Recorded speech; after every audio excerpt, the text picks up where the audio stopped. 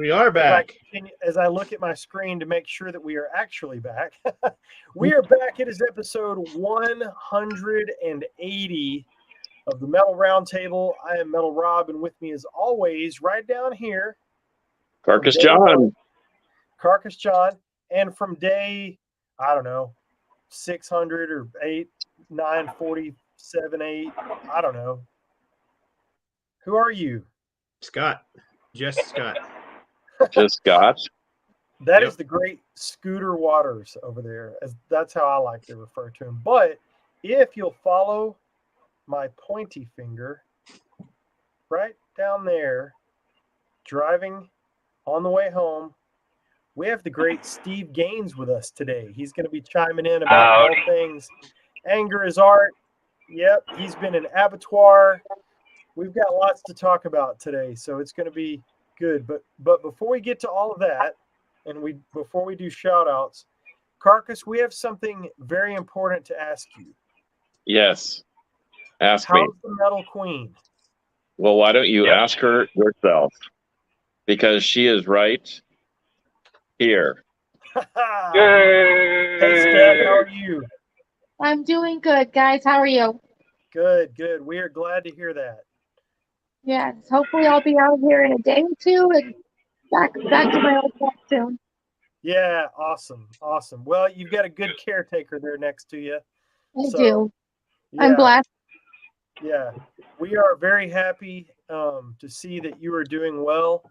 And for those of you who don't know, we're not going to put any details on it, but Steph has had some necessary emergency type surgery, and there is a GoFundMe up. You can see it on my Facebook page. You can see it on Carcass's Facebook page. So if you're willing to help out, to share, it's on my Facebook page too.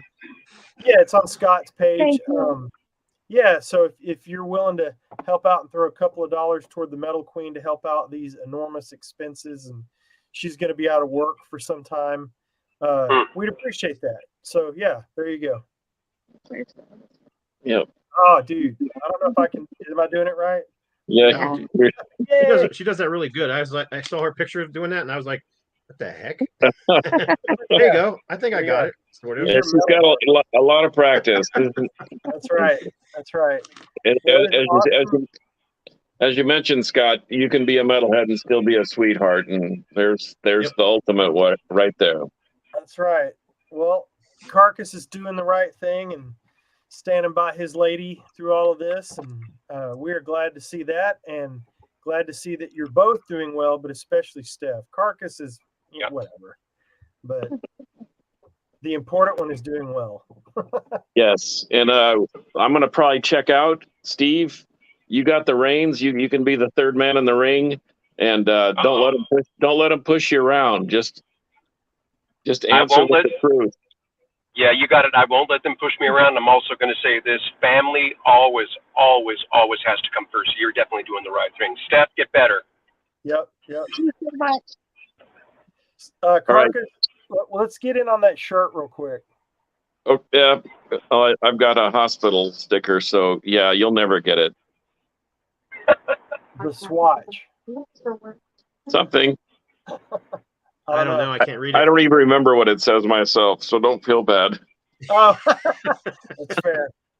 All right, dude. Well, safe travels. I know you're headed to the show, but continue to metal will prevail. Thanks, guys. Yeah, dude. We'll see you soon, man. All right. Have fun, man. Be careful. Yep. See ya. Enjoy. All right. There goes the Carcass. Later.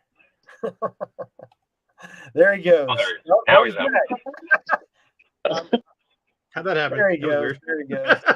But did you accidentally click it twice? I think I clicked out and he clicked back in. I'm not sure. Well, let's do a quick round. Steve's driving. He's on his way home. We thank him for joining us. We're going to do some quick, acquisition talk and just some shout outs or whatever. Real quick shout out to the staff of House of Blues Dallas last night. They treated us very well, as did the touring crews and bands. My buddy Richie, that I've known since first grade, he punched me in the stomach back then because he's a jackass. We served up some barbecue that Richie cooked. He does that with bands that he loves. And we went and saw Sepultura Creator and Death Angel last night. And they were all very gracious and treated us like kings, which was funny because we were there to see them. But anyway, that was a good time. I thank Richie for having me out, and also the House of Blues for treating us so kindly, and all the bands were fantastic to us. So that was cool. I got a couple of acquisitions. Can I show you real quick? Absolutely. Go for it. The new Revolution Saints is out. I did not realize they were doing a new album, but I love this melodic hard rock kind of stuff. And this one is good. If you like anything the Revolution Saints have done, you will certainly like that one. Here's the, oh, and I'm going to save the funny one for last.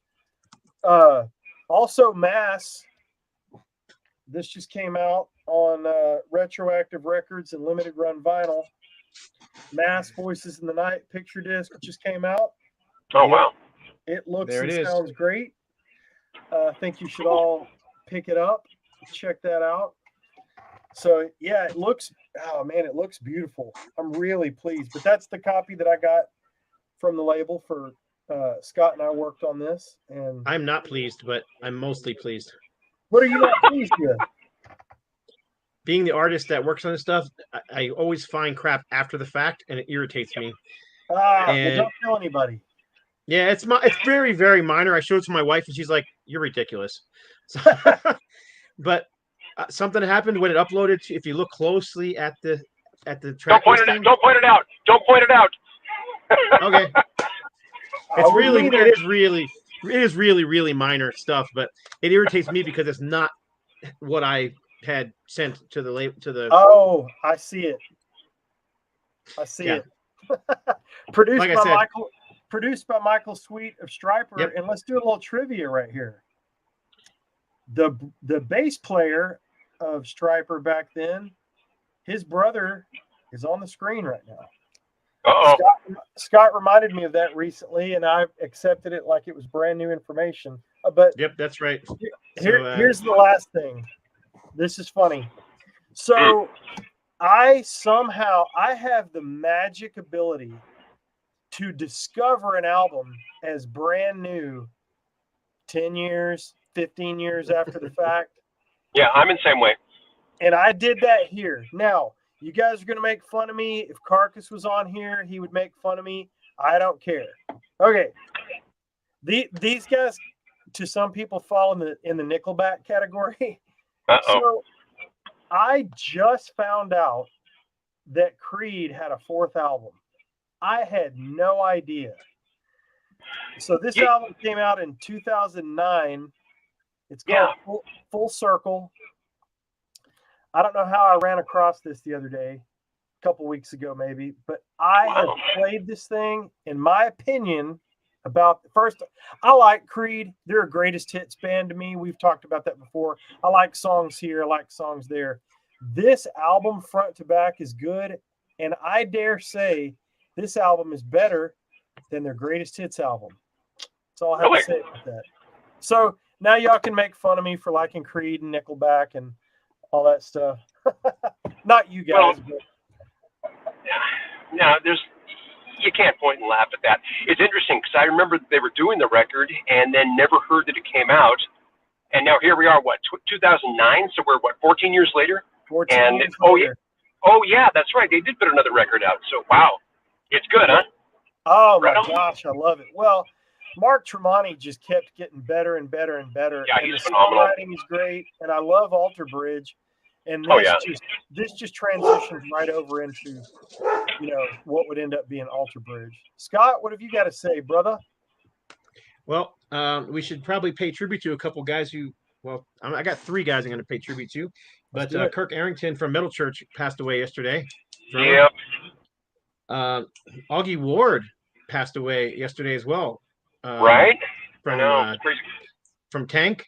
And then a very good friend of mine and a viewer of our show, Brian Keithley, also passed away yesterday. He's been fighting colon cancer for I'm going to say 6 to 8 months or more. And yeah, I guess he succumbed to that yesterday because I woke up this morning and grabbed my phone, and first thing I saw was he passed away last night. So Oh man. yeah, kind of a bummer. I got up. It was not the best thing to wake up to. Cried for a little while and took a lot of kind of remind you, life is not guaranteed. Nope, and it's It's short. not. It So, is yeah. short. He was a good guy, and he'll be missed. He And was a fan- vinyl community member, did videos himself, Yeah, a record collector, and a big metal fan. So and fan of the show. That's man. That sucks to hear that. That's Remind terrible. me, whenever you figure it out, remind me of his screen name because I didn't recognize his real name. But no, yeah, his screen name was different. I'll have to look it up. I forgot to look it up. The screen names is how I see all these guys pop up. But yeah, that sucks, man. I'm sorry to hear that about your friend and our fan of the show. But So, anyhow, but much to better and better and brighter things. yeah, Steve, what the heck is going on with you, man? Thanks for coming on. Oh, it's my pleasure. I literally just crossed the border from Arcadia into Monrovia on the 210. If you know Southern California at all, if you know the LA area, so I'm literally doing 8 miles an hour on the 210 freeway. So and some dude just cut in front of me without a blinker like a jackass. But he might be a nice person for all I know. No, doing good, man. Awesome. Yeah, when I get like that too when I'm driving and people cut in front of you and do the crazy crap. Don't use their blinkers and yeah. Yeah. You know how it is. So, but doing okay, man. I can't complain. Things are. I'm 6 feet up, so as long as I'm not 6 feet below, I'm good to go. Yeah. Yep. Exactly. And we are glad to have you. So, you've got some things. First of all, Steve is in Anger as Art. Steve was in Abattoir, a band called Tactics. You've done a few things in your career, but you've got some new stuff brewing. Yes, can you talk about that? I'd be happy to. It's been a 4-year struggle. It should have been a 2-year struggle, but we lost 2 years. But we're finally in the finishing stages of what's going to be our 7th album. Album is called Virtual Sympathy. It's going to be released on a label headed up by somebody who might or might not be on screen with us right now. Scott drifts off. I'm here. It's coming through No Live Till Metal Records, and it's going to be. I mean, everybody talks about how their new record. Oh, it's the best thing we've ever done. For this stage in life, this is where we're at right now. I think it's outstanding. I think we pushed some boundaries. We had a chance to really sit and reevaluate the music during COVID. So, okay, what do we want to do here? What do we want to do there? We had a personnel change on this record. So this is the first one with Albert Gonzalez on lead guitar. Albert, who also is of Evil Dead, who also Rob, our drummer, is from Evil Dead. So, I mean, that's one thing I can say about this band. We've had some incredible lineage as far as different bands we've had. One of these days, I got to put together a family tree, but you'd be amazed how many different bands. The most recent one is we're now tied into the Manowar. We have a member of the band who was in Anger's Art a long time ago and is now the drummer for Manowar. Oh wow! So yeah, I mean we're tied to so many different bands. It's ridiculous. It's like a clearinghouse, if you will. But good stuff. Good stuff. Yeah. Now, I've heard bits and pieces of the music. What's that? Say again? I said I've heard bits and pieces of the music that he's posted online in the studio and stuff like that. It's really good speed metal. Thanks, boss. It is not speed metal. It is thrash metal. Okay, it's funny. For just this whole thing about speed metal is Eric, our bass player, Eric Bryan. He came up with the best analogy for speed metal. He says the reason why it annoys us is it's like you're sitting in coach class on a plane and the engine is right out the window winding up going, and that's what speed metal sounds like. It's just like, I mean, it's funny because people would say, you guys are speed metal. It's like, well, we're slower than Exodus, we're slower than Slayer. How can? But anyway, you can get lost on the semantics of it all. But it's right. Funny. Yeah, and I've always had a hard time really understanding the difference between why people call something speed metal and thrash, because it's like it's like a really fine line if you ask me. Um, a lot of people seem to do it on the vocals. If it's got clean vocals, all of a sudden it's speed metal. Um, I don't know. I mean, a band like Agent Steel has always called themselves speed metal, right? Right, Mhm. but they call themselves speed metal, but they're considered thrash. And whoever the Right. vocalist was, be it Bruce, John, or whomever, was always clean vocals. So Yeah, it doesn't make sense. like I Tomato, said, tomato, right? yeah, exactly. It's a very fine line between it. So, but in any case, I'm absolutely looking forward to the new album. Can't wait to hear it all the way through, not just bits and pieces. Can't wait to reveal the cover art. Yes, yes. It's we are about 99.999% away from being finished with that. It's a great cover. Did we talk about the album title yet? I don't recall if I said. I'll say it again. It's called Virtual Sympathy, Mhm. and it's a hybrid of two song titles. We were trying to figure out one would be a title track, other would be a title track, and somehow or another we hybrided two of them together. And the funny thing is this: it all comes from all the riots we saw over the last 2 or 3 years. And nobody really cares about what they're writing about as long as they can complain, as long as they can get in front of a camera and put themselves on Instagram and get likes from their followers. So the cover art is really, how do we put this, is your typical kind of a guy who will go out and seek how to get likes on Instagram standing in front of absolute tragedy all around him. So it's and pretty fun. Rob has seen the cover. Rob Okay. Caldwell, Yeah, so he knows what's going on. Cool. He's I one of think those it's guys great. that he's one of those Thank you. guys that I send. He actually, Rob, I don't know if you knew, but Rob is actually the engineer who masters most of our music. Yes, which is I am why aware. asked you about that. Cool. And so yeah, so he's kind of in the inside. So he's one of those guys I send all the artwork to, and what do you think? What do you think? What do you think? And he's one of those guys that says like it, love it, hate it. You should change Right. this. He gives me suggestions. So anyhow, yeah, he saw it. Cool. Yeah, Right on. I dig it. I think it's cool. Cool. I love it. So speaking of which, and this has nothing to do with the show, but I did send you an email right before the show. So when you get home, it'll be there. Hold on. I just drove through a dead spot. Oh, anyway, I just said I sent Scott, you an can you email right repeat before the that? show. I'm sorry. I just drove through a dead spot. Yeah, no problem. I sent you an email right before the We show, just and lost so when you get home, it'll be there. Yeah, we can Your hear cover, you that loud is. and clear, brother.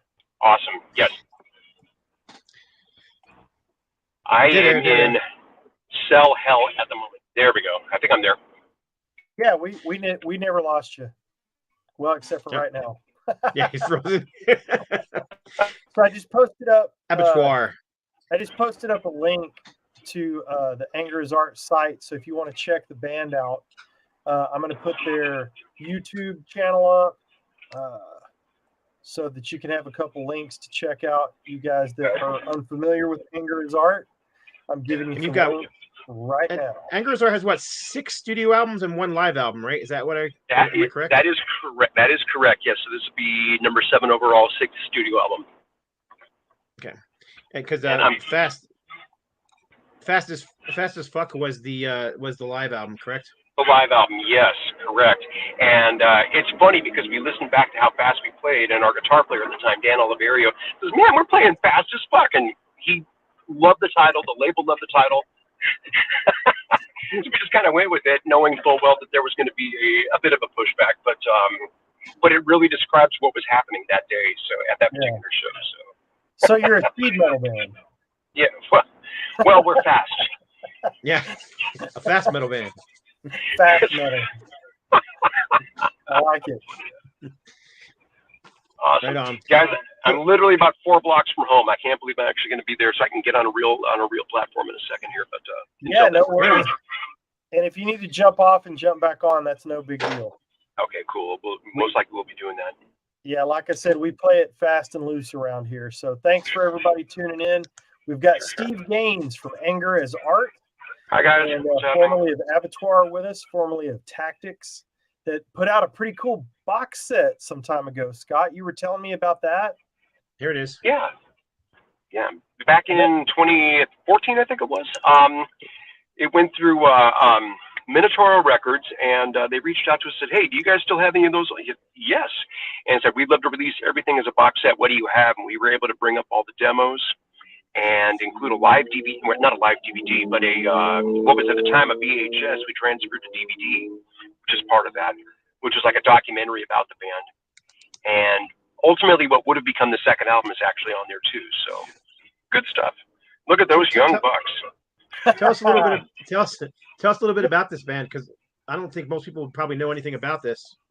Wow. Okay. So where do you want to start? Let's see. It was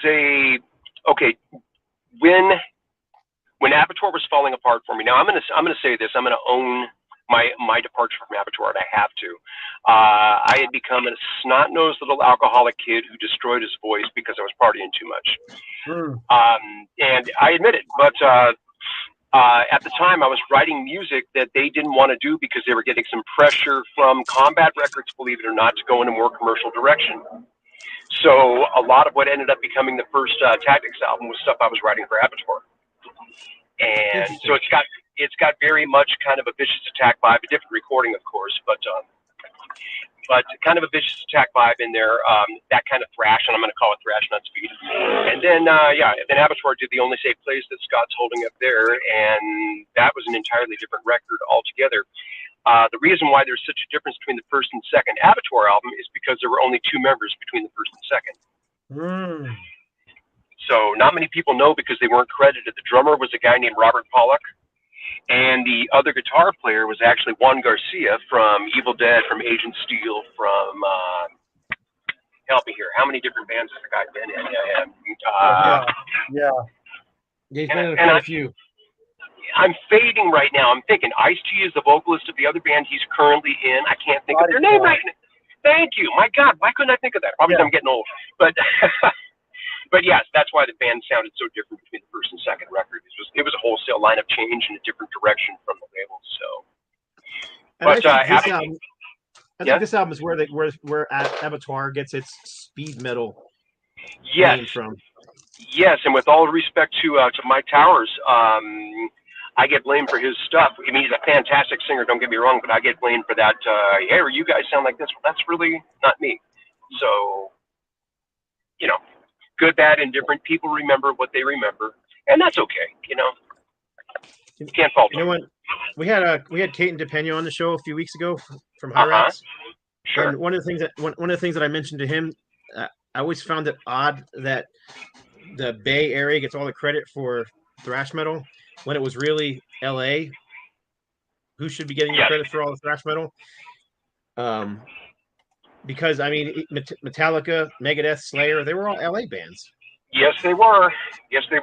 And everybody knows that. But of course, look, I've got a theory. I don't know if we ever talked about this before. It dates back to New York, and it dates back to San Francisco. It dates back to the days of the New York Giants and the Brooklyn Dodgers.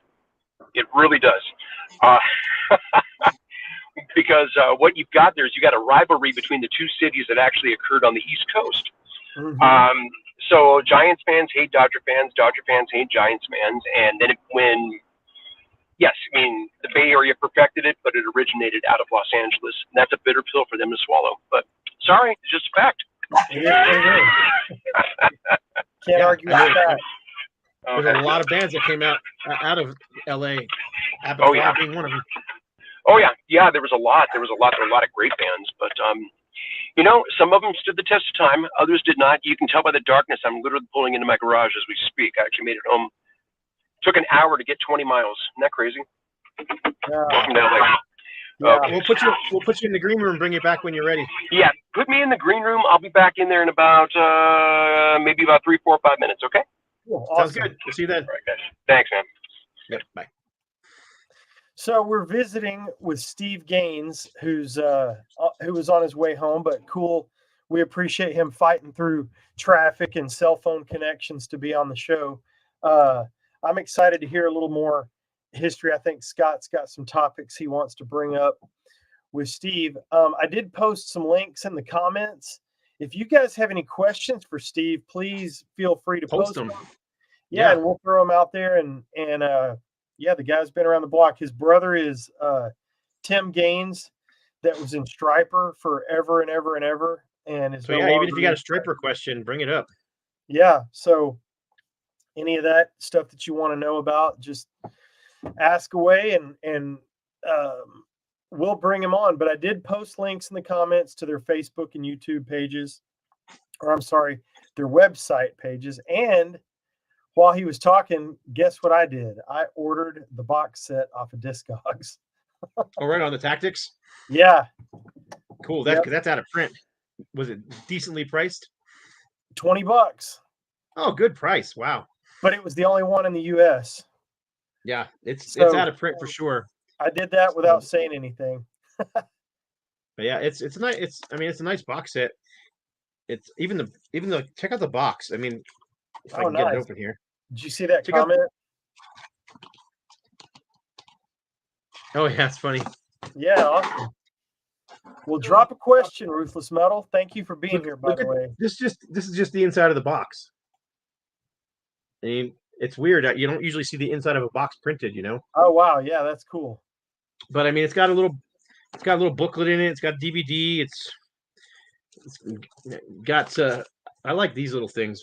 It's got these little 8x10. Yeah, that's cool. Glossy photo things, which I thought was really cool. The more goodies, the better. Yeah, exactly. And then it's got like these folded posters, like live shots of the band, and the other side's got bio and that kind of thing.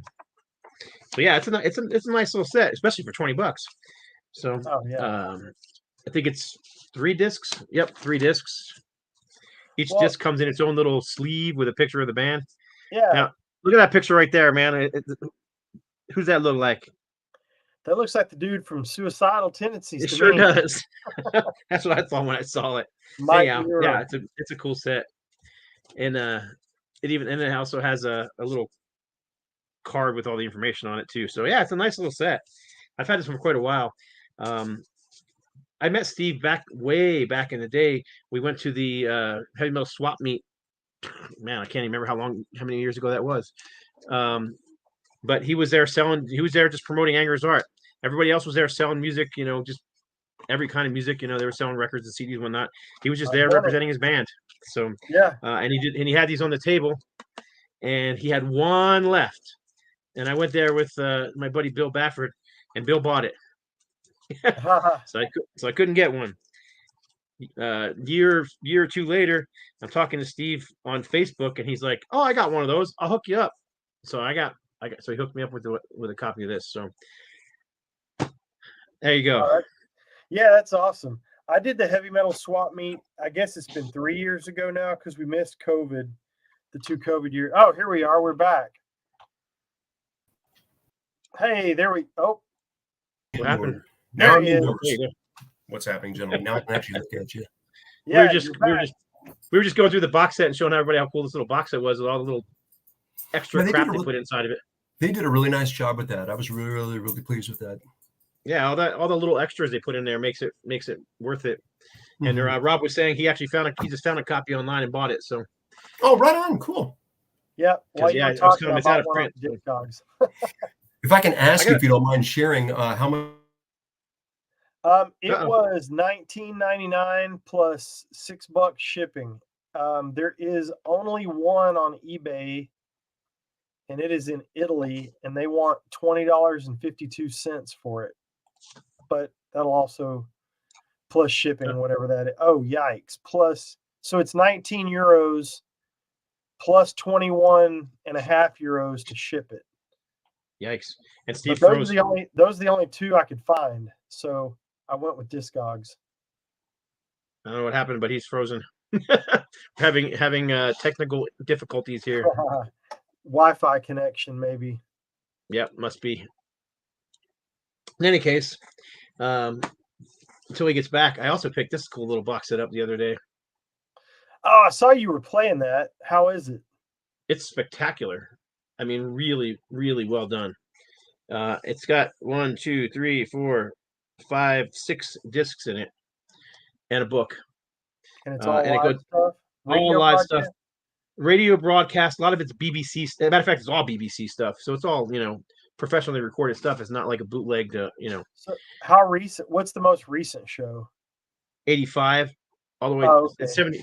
74 to 85. Yeah, I was just wondering if our buddy Rob DeLuca would have been on any of that. Oh no, I don't think That so. predates him by quite a bit. Yeah, exactly. He may not have even been doing Spread Eagle by then. Yes, they are. Damien Hair Metal said UFO are amazing. I agree. Correct. And then Frazier, yes, we agree with you, Frazier. Well, we'll wait for Steve to connect back. So tell us about, so you met Steve at the Metal Swap Meet years ago, and you guys have just stayed in touch. So have you known him throughout? Oh, here we go. Back. Nope, lost him. There you go. There he is. Sorry about that, guys. I got the blue screen of death that usually happens when I pop the computer on. Oh, beautiful. But back to it. Okay, where are we? I'm sorry about that. No, I think I'm going to let Scott take over at this point. And Go for it. I think he had some stuff he wanted to talk about. Sure. Oh, and I wanted to ask about tactics because honestly I didn't, which we already talked about, because I really didn't know anything about the history of tactics. But I wanted mostly to talk about the new album, but we did say we were going to talk a little bit about we didn't talk about it last time, but we talked a little bit about Stryper. And I'm like, Rob and I were talking before the show, and we were like, you must have been like really proud of your brother when he was, back in the 80s when he was kicking butt in that band. Sure. Yeah, they were quite successful for, it wasn't a long period of time, but they were MTV darlings for a good couple of cycles. And the fact that they're still working today, the band is still working, should say something. So sure. Yeah, and they're still out there. These, to this day, they're out touring right now, I think. So who was that's all right. We've trying to think of a nice way to say it. We've had difficulties with that band. Did you sense the tone of my voice change just a little bit? And I'm trying to be politically correct here. Yeah, we had not Scott and I directly, but boy, we had some speed bumps. Obviously Tim's no longer in the band and hasn't been for some years now, but boy, that was a bumpy ride with those guys when Scott and I worked on I did the remastering of the albums that came out on Big 3. Yeah. And Scott redid the artwork, and oh man, it was not received well. That was what I would call a music business 101 class, because Can you tell Rob's trying to be very gentle here? Yeah, you either own it or you don't, and you either have the rights to do something about it or you don't. Mm-hmm. And they didn't, and that sucks for them. I completely understand where they're coming from, and I completely understand even why it might piss them off that the artwork changed or the music was remastered. I absolutely get that. Mm-hmm. But the artwork didn't even change. The artwork was identical. It was just they cleaned up and made that stuff. Yeah. Tell us, you've dealt with this. Tell us a little bit about music business and when they own your stuff. Yeah. Oh gosh, I could talk to you about that. We were talking about Abattoir earlier. First of all, and everybody knows this by now, so I'm not really hiding anything. I never signed the Abattoir contract. My name was forged on that contract, and everybody knows that. But here's the problem: is that they were so quick and wanted to be signed to a label. It's like, okay, I'm on my way over there. This is way before cell phones. I'm on my way over to where the contract signing was happening, and I walk into the room literally like 5-10 minutes after everybody signed their name to it. It's like, what do you mean it's already done? It's like, oh, well, we didn't know what time you were going to get here. We wanted to get it signed. It's like, guys, I told you I was on the way. Anyway, that contract is ironclad. I think, if I'm not mistaken, it has a 99-year term, and we're not even halfway through it yet. That was 39 years ago when that was signed. And it's not just us, but all of the bands that were that had albums come out with Combat. That music is completely locked up, and now through labels merging into other labels, it's actually owned by CBS Sony. So nobody can touch that with the 10-foot pole. When I was playing in Pagan War Machine and Dreams of Damnation with Jim Durkin, we would talk about this all the time. He said, "Yep, the Dark Angel records are locked up. We can't do anything with them." Same thing with, say, Agent Steel, for example. I think the only band that had an out was Slayer, because Hell Awaits was released through a combined effort of Metal Blade and Combat. That's why Exodus re-recorded Bonded by Blood with, what was it called? What was the reissue when they did with Rob Dukes? Yeah. I can tell you in 5 seconds, because I'm look it up, because I can't remember it either. There you go. Yeah. Nice, right? But yeah, that's the thing, is all that music is completely locked up. Nobody owns a thing. So all the bands that were on Combat at that point in time, that's where it is. That's why nobody, and people reach out all the time. They ask, "Hey, can we reissue?" It's like, guys, first of all, I'm not the person to talk to. You need to go through the proper channels. I don't even know who the person is to talk to. Let There Be Blood. Let There Be the name of the album. Let There Be Blood. Yep. Right. Yeah, that's that Abattoir record needs a reissue and a remaster or something fierce. That'd be awesome. But yeah, because unfortunately, unless you're Metallica or Motley Crue and you have that kind of money and that kind of clout, you don't own your masters. You probably don't own the publishing, or you only own a part of it. Right. Because you kind of sell your soul to get a record deal, if you will. Of course. And man, all that stuff is gone. It just evaporates, and you are literally creating a product for someone else to sell that you don't own anymore. Of course. And that's where Stryper and those guys got crossways, a few months back. And I'm glad that's all died down, but that was a tough pill for everybody to swallow, because everybody's like, "Oh my gosh, they're getting ripped off." No, they're not. They got paid then, and they got paid now. Right. So yeah. Anyway, sorry, I digress. Yeah. No, that's a great discussion. Let me jump in there just for a second. Now, imagine riding in a tour bus with the person that complained for 40 years. Yeah. Okay, and I'm just going to leave it at that, because I saw a different side of it, and draw your own conclusions. I'll leave it at that. Yeah. Well, yeah, and lineup. I look at it. I look at it like I'm an artist. I've been doing graphic design my whole life since I graduated from college in '89, and I've been working for companies ever since. I worked for almost 30 years, 27 years, and then as a freelancer for another 3. Anything I created for that company while I was working for that company, they own it. I don't own it. I created that art for them, and they paid me to do that.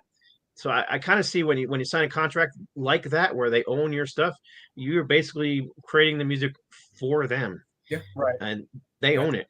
It's a shame. Right. Yeah. Well, and the reason that nobody knows about any of the stuff that I ever did is because guess what? We did it independently. So you have to decide, do you want to do it independently and go direct with your audience and direct to consumer, literally? Yeah. Or do you want people to know about you and you get nothing? And I chose the former, and nobody has a clue. And that's okay, because it wouldn't have made any difference. Right. We would have spun ourselves into the ground anyway. But I think I'm kind of thankful. And we had we actually had a record deal with a label from LA that I will not mention, run by a lady. Run by a lady that I will not mention. And it was a disaster. Sure. And we never even got to the release stage. It was a disaster. We had to hire an entertainment guy to get the contracts back, man. The music business is a mess at times, and I experienced it on a 1% scale. Sure. But I did experience it. Gary, I'll message you privately. I'm happy to. I'll tell the story. I just don't want to throw anybody. Don't want to throw anybody under the bus. Of course. Yeah. Plus, that was, good grief, 20 over 20 years ago. So, and I don't care anymore. Yeah.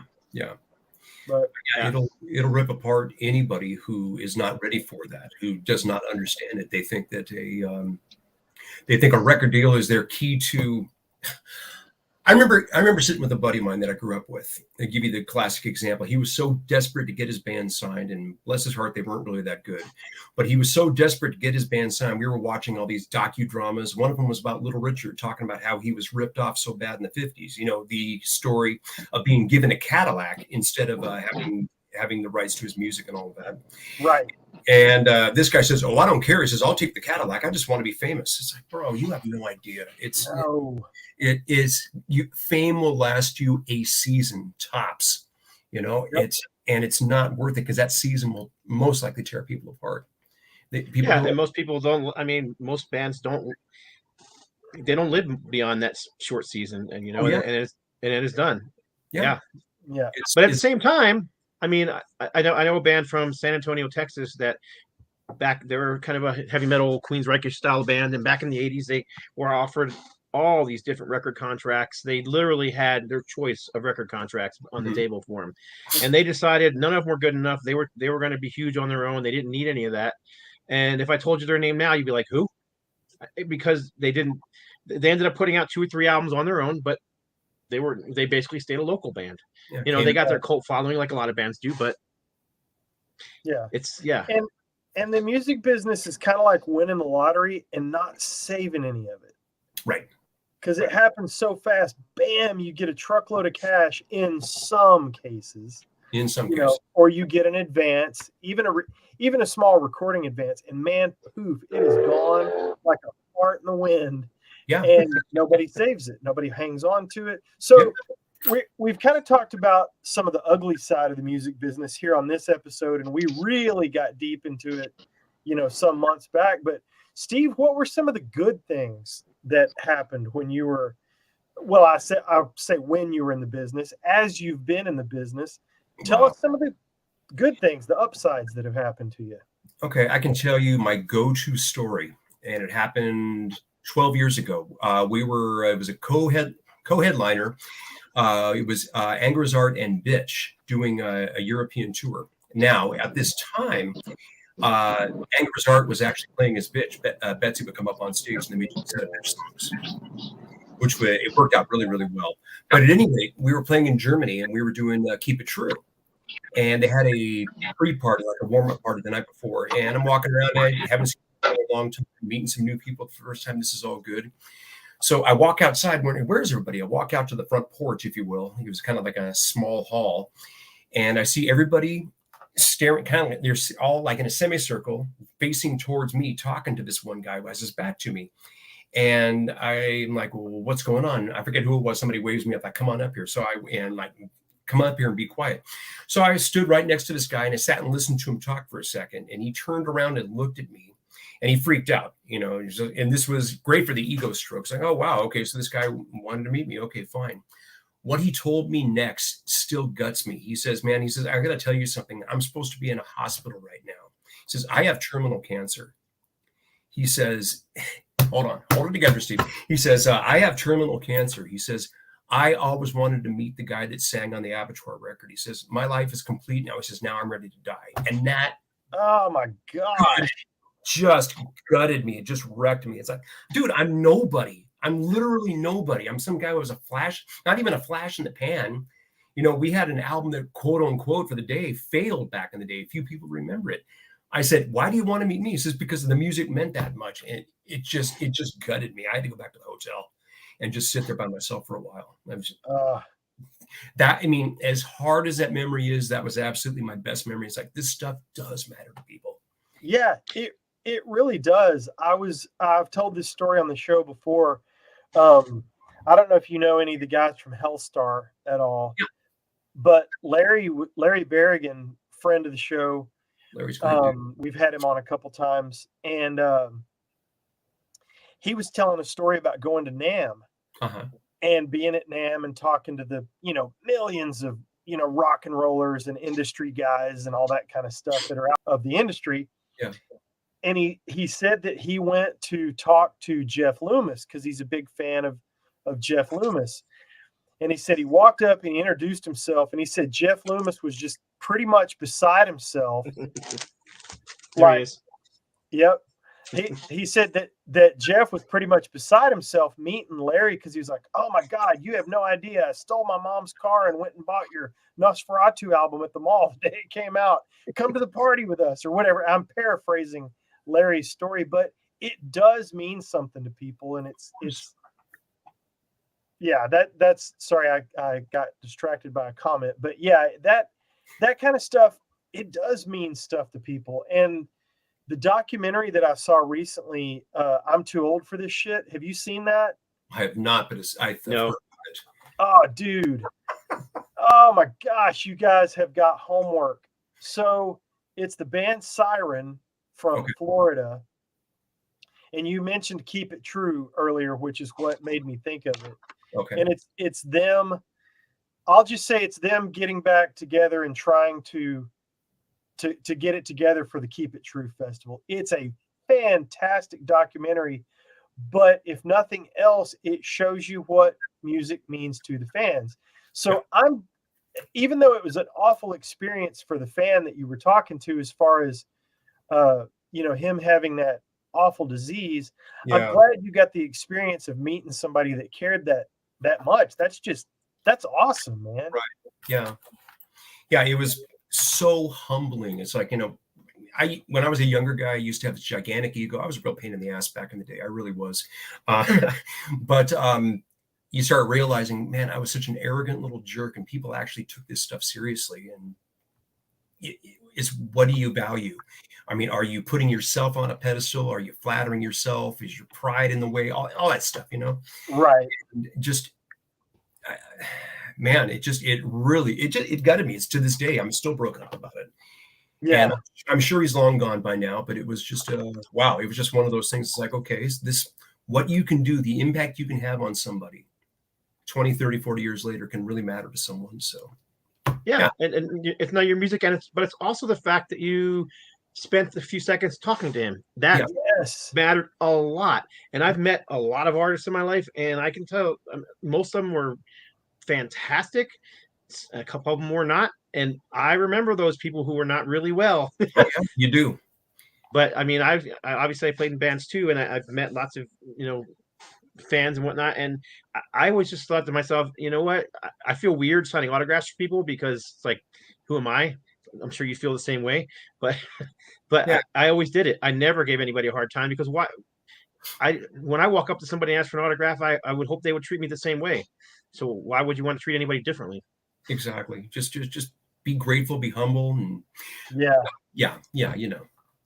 Absolutely. Oh, Scott's about to bring that out. Scott. Yeah, I know. I'm looking at this record. I mean, he's got everything right there. Yeah. So I was going to say, I just had to sign something for somebody a couple of weeks back. Yep. Yeah, I pulled a few things that just in case we start talking about it, but the Bloodlust album. Another one you only sang on the first album, right? And not the second. Actually, hold on. I'm looking. Do I have a copy of it? This is my favorite part. When we start showing stuff. Yes. I had. Dang it. They're gone now. There was a reissue that went out through what's the guy's label? A Polish guy. Name is forgive me. His name is. I'm forgetting people's names now. I can't believe this is what's happening in my life. It was a Polish label, but they were reissued on CD. Both were reissued, remastered, and with some original artwork. DJ William Howell actually wrote some liner notes and things like that. So those came out like 2 years ago or so, and I actually wrote the lyrics for the first album on most of the songs. I think one of them was rewritten by Guy Lord. And let's see, I actually sang on the initial recordings, but I had left to join Abattoir at that point in time. So I was on that record in a roundabout sort of way. But then when the Abattoir thing fell apart, had the first lineup of Tactics together, that fell apart, and then got back together with Bloodlust, and that's when we did Terminal Velocity. And we were talking about going out and doing some dates, and I had my name all over them, meaning, hey, guys, we're going to go out and play. So I don't want to put my name out there as somebody responsible for this band if we're just going to cancel shows. So no, we got all these shows booked, and all of a sudden one of the guys said, hey, I don't want to do it after all. So Steve got to be the bad guy and wreck his reputation. So, everything I do now is with a grain of salt. Certainly. Yeah. So Bloodlust came before Abattoir? or after? I was in Bloodlust before I was in Abattoir, but Abattoir existed before Bloodlust did, if that makes sense. Abattoir, excuse me, Bloodlust started in 1983. Abattoir started in 77, believe it or not. Wow. What? I did not know that. But it was more of a high school backyard party cover band, if you will. But it was called Abattoir, and it had Mel and One. So there you go. Wow. And Mark Caro too. Yeah. I mean, I'm going through the there's a lot of 80s bands like that too. Think about Raven was, Raven's known for their 1980, 81, 82, 83 albums. They formed in 74. Yeah, I know. Isn't that crazy? Wow. Yeah. I saw that with John Gallagher. Oh, I had a great time with John. We played with them in Puerto Rico a few years back.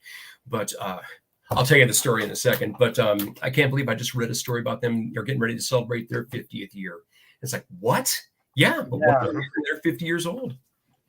So, but we're playing in Puerto Rico. We're playing a festival out there, and Raven is on the bill. And that was a bucket list item, being able to play with those guys. And the following day, it was a 2-day festival. We weren't playing the following day, but we were all hanging out.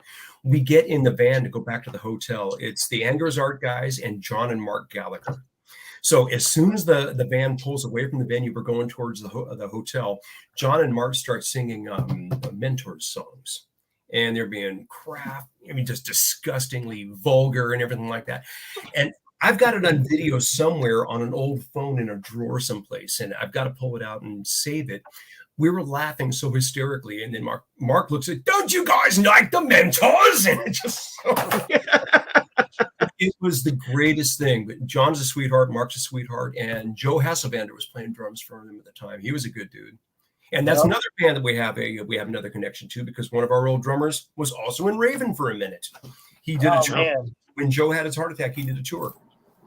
Oh wow. Yeah. Crazy. Yeah, I met Raven for the third time, I don't know, about a year ago, and they're still just the nicest. I mean, it's funny. They played in California and in LA. There was nobody there. Maybe 50 people at this place. I remember that. You remember we got together? Man, they put on a great show. It was still awesome. Yeah, they didn't care. They play like it's like they're in front of 10,000 people. They just exactly. They just bring it. Yep. I saw them the first and only time I saw them was, oh my gosh, I'm looking at the 2013, 2016. I don't know. I can't read it from here, but it was Diamond Head and Raven and a bunch of bands from around Dallas. And those dudes absolutely played it like an arena show. Now, the club was packed, probably a couple hundred people. It was a small place, but, man, it was packed, and it was so good. I've got the entire show recorded. It's on YouTube. Oh, great. That's so awesome. Yeah, from this close, man. It was, gosh, they were fun. Exactly. And then Brian Tatler being that close was just like, oh, my gosh. Yeah. So, yeah, it's funny. Now he's at Saxon, and here we are talking about our heroes. So yeah, it's a great thing. Yeah, they launched into their second song. I forget. They opened with Take Control, and then they went into Live at the Inferno. And I no shame whatsoever. They went into Live at the Inferno, and I'm blubbering like a kid. I'm just crying. He's like, "Are you okay? I'm happy. You don't know." That's perfect. Well, totally get it. Yeah. Here's a question that I like to ask any of our music folks that show up on the show. So what got you started, man? What got you going into music? What got you into bands? Tell us whatever you want to tell us about that. Oh my gosh. Well, like I was saying earlier, it's a musical family. So music was always there, but it's two bands, Paul Revere and the Raiders and the Monkees. Okay. Right on. When I was and this Creed album, right? Well, yeah, and then Creed, right in that order. Of course, yeah. But the what made me want to I got really heavy into the Beatles as a little kid, and then I really went backwards and went into, say, what was it? Led Zeppelin, Black Sabbath, Deep Purple, Ted Nugent, Aerosmith. Then Van Halen came out and changed everything. And then my brother was playing in the garage. This is my favorite story. And Scott already knows I got to weasel him in here somehow. My brother's playing in a garage band with a guy named Brian McKinley. And this guy says, "You've never heard of Judas Priest?" Right. So this is 1978. Steve's 13 years old. 1978. Okay, so next week when I come here, I'm going to bring the record. He brings over Stained Class when it was the current album. I mean, what do you call it? Killing Machine wasn't even out yet. And like a kid, I just jaw hits the floor. And I've been a Priest fan ever since. Since. It's like, it's like they changed everything for me. It's funny, you can talk about all these great bands, and I'll steer everything back to Priest, like I did just now. But we were talking about bands not being able to get their original recordings back. Just a month ago, it was Gull had finally sold their two first albums back to Judas Priest. They actually own them now, and who knows what they're going to do with them, but now they own them. Wow. Yeah, I did. I think I did see that in passing come across. So are you still playing in your Judas Priest tribute band?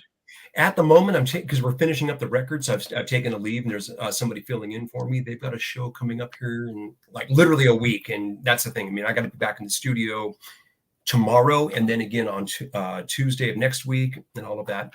So I haven't been able to put any time into it, but it's a Judas Priest tribute band. I play the role of Ian Hill, and the band is called Early Priest. We only play songs from the first 5 albums, only 1970s era Judas Priest. Wow, the best era. And I'm going to tell you this, a couple years back, our singer, Javi Colon, was at NAMM, and Richie Faulkner, I forget what, I got a picture around here somewhere. Richie Faulkner is at the EMG booth, I think it was. And he goes up and meets Richie, and he says, "So, mate, do you play in a band?" He goes, "Yeah, I actually play in a Judas Priest tribute band. We're called," and he says, "We only play 70s. He said Richie did a triple take on him. He's signing an autograph. He goes like this. And bark like the dog did. Literally a triple take. He goes, "I don't believe that. That's incredible." So if Richie Faulkner's a fan, we're all about it. The Falcon himself. Right? I've always thought that I love 70s Priest the best, and I like later stuff too, but and I don't mean this as an insult, but I always thought that when they came out with British Steel, they dumbed down their sound. They did. They simplified it. And I'm gonna speak heresy here, and it's heresy to most people, I'm sure, at least one person on the panel. When they did Defenders of the Faith, that was really stupid. Oh, look at that. Yeah, see everybody's shoulders. Come on. We are defenders of... I can totally see that. But Carcass, I keep muting your microphone because we're getting terrible loop back through your speakers. Sorry. You're probably getting terrible road noise, so I'll just stay muted because I'm interested in what's being said. All right. Yeah, I keep muting you. It's only because of the loop back through your speakers. I don't hear the road, but anyway. Yeah. I don't disagree with what you're saying, Steve, because there is some cheese. Yeah, cheese is the word. But how do you... Screaming for Vengeance is a perfect heavy metal album. Of course it is. But it's also different. To me, it's even different from British Steel, where you say they kind of dumbed it down or whatever, using your words, Scott. It's just not as... It was much more progressive, and the songs were... The music was... I don't know what the word is I'm looking for. It was deeper. It wasn't so simple. Yeah, I totally get that. But then, man, they just absolutely crushed with Screaming for Vengeance. And absolutely. Oh, yeah. I think they were just moving more and more and more and more and more towards a traditional 80s heavy metal sound, where the other stuff was more of a 70s dark, brooding, Black Sabbath kind of thing. And I think all those things were leading up to what they would become in the 80s. But yes, I totally understand the cheese factor. Yeah. And boy, did they heap on the melted cheese on Turbo. Wow. Oh, yeah. And that's where it was going. Side 2 of Defenders of the Faith is where it drifted towards that. Right. And I'm going to also say this. Another problem that they had is that album was recorded terribly. First of all, the real bad Rick Allen electronic drums by Casio. I mean, they were just... The drum tone was terrible. The albums were washed out in reverb. There is you've probably seen it. It's on YouTube if you can find it, where they're playing it on BBC. And they're playing Freewheel Burning. and it's just them in a TV studio, and there's no reverb whatsoever. It's dry as can possibly be. It is the best. It's like, why couldn't they have recorded that album like that? Then I would absolutely love Defenders of the Faith.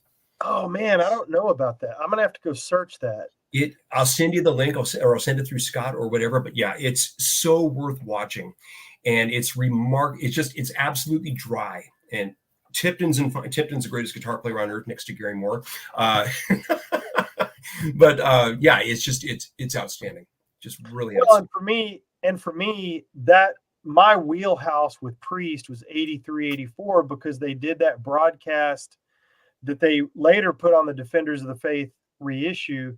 They put that ABC live concert on there. Yes. And I recorded that off the radio. So that was a huge player for me. But I did always prefer listening to some of those songs on that live show over the kind of, goofy production of the album. I don't disagree with all that. Gotcha. I saw him twice on that tour. That was my first time seeing Priest, was on the Defenders of the Faith tour. So, but it's still not my favorite album. But yeah, I saw him twice on the tour. Once in Philadelphia and once in New Jersey. Yeah, Scott, I just sent the link to that Free Will Burning. If you could pass it along, I'm telling you, it'll change your perspective. You'll look at that and you'll go, "Oh, that's what that album was supposed to sound like." Oh, that's awesome! Yeah, yeah, I will definitely. It was actually it was at Christmas time in 1983, so it was before the album even came out, and they're saying this is from the upcoming album such and such, and yeah, done.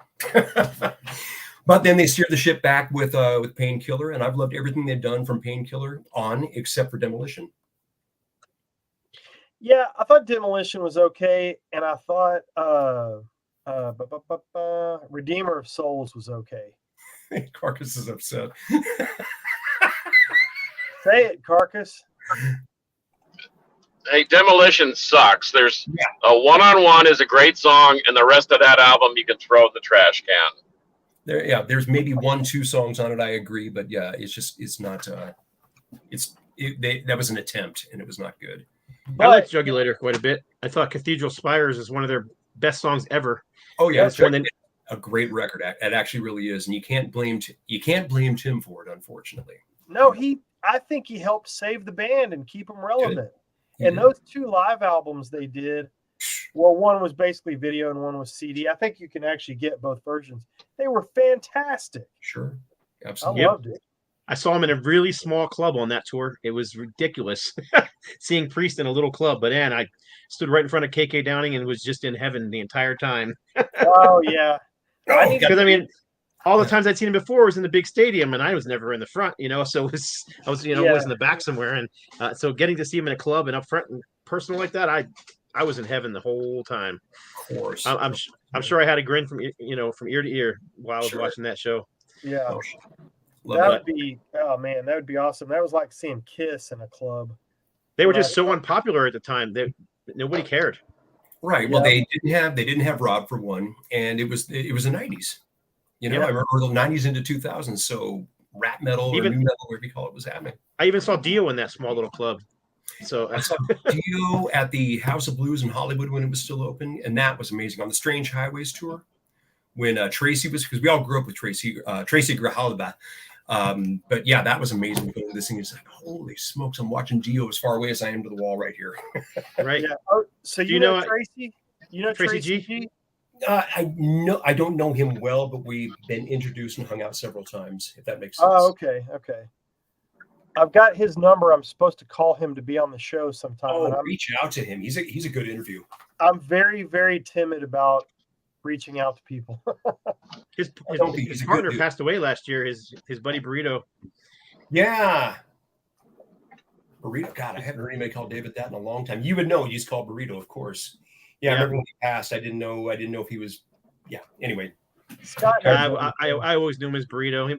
Him and I went way back because he actually back in the early 90s he actually signed Ultimatum to one of his labels back then. Is that right? Wow.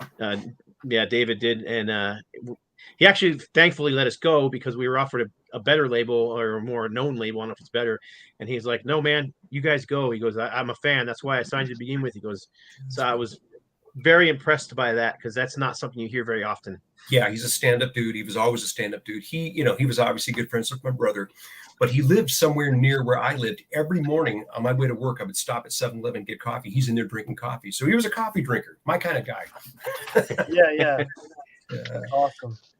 Well, guys, we've got we're just about through it, but we do need to say one thing. You've got a show coming up, a couple shows, right? At least one I know of that's a big one. Oh yeah, we're doing what's called the LA Gates of Metal. This is volume 3. This is the third one that's ever been done. The last one was done in 2004, so it's been a while. But it's a big open air 2-day festival with so many different bands. My gosh, you've got Riot is one of the bands, Vicious Rumors, Evil Dead, Sadistic Intent. Who else? Oh my gosh. Fueled by Fire, Bonded by Blood, Resistance. Some bands that are coming from I think there's one band from Ohio, from up north, the Bay Area, up to Portland and Seattle and all of that.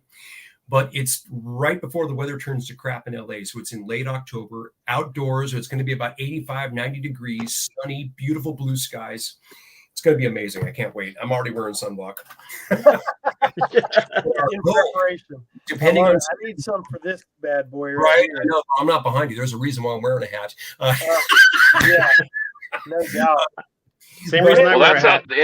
That sounds like a metal round table road trip to me. Oh boy. Oh Yeah. man. Should come on. So hey, I'm gonna check out. I've got to pick up a sibling here or a child, and then we're headed off to the Granada Theater here in downtown Dallas to see the mighty Obituary Immolation and one of my favorites, Blood Incantation. So, but thanks for letting me listen. I get an education every time we have someone capable like Steve on. So I didn't want to miss his wisdom. So I appreciate you, even though you muted me. This is not exactly a great setup, but it'll be better next week. Yeah, but the Metal Queen is very appreciative of all the support, and I appreciate all the listeners sending their well wishes. And man, she is tough as boot leather, and she'll be back to it soon. Awesome. So thank you. Yeah, good to see you, dude. Yeah. Yep. I'm out. Later. Metal will prevail. Yes, it will. All right, there he goes. Cool. Yeah, I was just about to wrap up the show, and I was going to say, if we had any parting shots, I can't think of. I had something on my mind, and then I got distracted by Carcass jumping off. So I don't know what I was going to say. Okay. Well, if it comes to you, oh, I know what it was. Oh. Yeah. So, Steve, thanks for coming on. That's awesome. And like I say to a lot of our guests, stay in touch with Scott. And if we've got a topic that you want to come on and talk about, whether we're talking about a band or just some topic or something that's come out, man, please feel free to come on and chime in. The invitation is 100% open. And Scott and I both mean it. Yeah, man, just jump. If you've got something you want to talk about, come on, and then we'll jump in on your convo. Oh, cool. Yeah, we'll do. Anytime. Cool. And I don't know if you can see, but we have a lot of people who are watching and viewing and leaving comments. I don't know if you can't see that or not, but I want to just thank all those. There's a ton of people here, so I just want to thank them all for coming on and hanging with us for an hour every Tuesday. It's funny because if you look at our YouTube channel, you're like, oh, you guys only have, I don't know, 1,000 subscribers, but we're going live on Facebook. We're going live on YouTube. So a lot of people are watching live. They're not watching the after the fact when we, when it gets posted. Yeah. Awesome. Yeah. I had it on full screen. So now I'm looking at all the comments, and let's see, I recognize a few people. I think I see Sammy there. What's going on, Sammy? Is that you doing the Ruthless Metal? He can't answer me and say yes, so he'll probably answer there, but it's somebody doing Ruthless Metal. And yeah, Ruthless is on the bill. My gosh, Ruthless is on the bill at Gates of Metal. There you go. Yep. Total. I apologize. Like I said, there are so many bands. I think there's something like 30 bands or something, 20, 35. I've seen the flyer, man. It is crazy. Yeah. Is a Ruthless recording a new album too? I believe they finished a record. I don't know what status they're at. I know they had been recording. I don't know what status they're at right now. Yeah, last I heard they were recording, but yeah, cool. Well, I'm going to do one thing before we get out of here. I'm going to try once again to play our sponsor commercial. You ready for this, Scott? Go for it. We have a sponsor, MediaTek. I should have played this at the beginning, but I got off to a little bit of a shaky start. I know that's hard for you guys to believe that my skills would be questionable in the technical department, but yeah, mediatek.edu. Check those guys out if you want to learn anything about audio mixing, engineering, video production. They've got it all. So let's listen to a quick word before we punch out. Let's listen to a quick word from the great Sterling Winfield, engineer of Pantera Records. Come on. Let's see what happens. I'd say here the advantage is the teachers. The advantage is that they work in this industry every day. And they have been for 30, 40 years, some of them. I myself have been doing this for over 30 years. And I think that's the advantage. We know how to teach people how to do things, and better than most, if you're just a teacher and not in this industry, I think that's the immediate advantage is just the personnel we have here, period. They're veterans.